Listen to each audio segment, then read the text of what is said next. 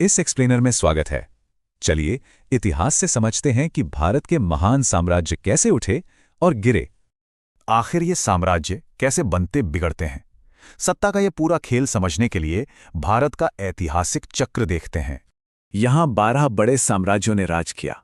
दौलत और शांति तो आई, लेकिन इसी ने विनाश की नींव भी रखी।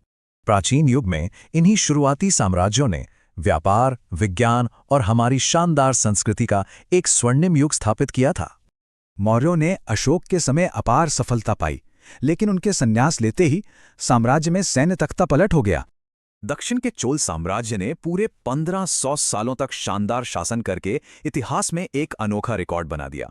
चोलों ने शानदार मंदिर बनवाए, पर वे वास्तुकला में इतने खो गए कि अपनी सीमाओं की रक्षा करना ही भूल गए।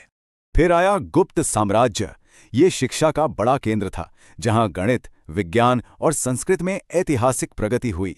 ताकतवर राजाओं ने साम्राज्य खूब बढ़ाया, लेकिन बाद में आए कमजोर उत्तराधिकारियों ने ये पूरा का पूरा साम्राज्य गंवा दिया।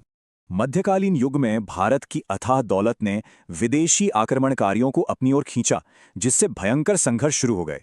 खिलजी का आक्रमण बेहद विनाशकारी था। उसने प्रसिद्ध नालंदा लाइब्रेरी में लगभग 90 लाख किताबें जला दी। फिर मुगलों की एंट्री हुई। उन्होंने पिछले आक्रमणकारियों से कहीं अधिक पूरे 300 वर्षों तक उपमहाद्वीप पर राज किया। उनका इतिहास जटिल है। उन्होंने बिरयानी और बारूद तो दिया, लेकिन भारी टैक्स और जमींदारी प्रथा भी लागू की। मुगलों की ताकत घटते ही मराठा और सिख साम्राज्यों जैसी उभरती शक्तियों ने तेजी से अपने इलाके वापस जीत लिए। लेकिन जब कई साम्राज्य आपस में टकराते हैं तो कोई भी विदेशी ताकत आसानी से मौके का फायदा उठा लेती है। अंग्रेजों ने यही किया। व्यापार के बहाने आकर उन्होंने बटे हुए मराठों और सिखों को एक एक करके हरा दिया। अंग्रेजों ने जमकर संपदा लूटी और विभाजन करवाया, पर अनजाने में उन्होंने रेलवे और लोकतंत्र की नींव भी रख दी। आखिरकार शांतिपूर्ण अनशन और सशस्त्र संघर्ष, इन दोनों आंदोलनों ने मिलकर अंग्रेजों को देश से बाहर निकाल फेंका।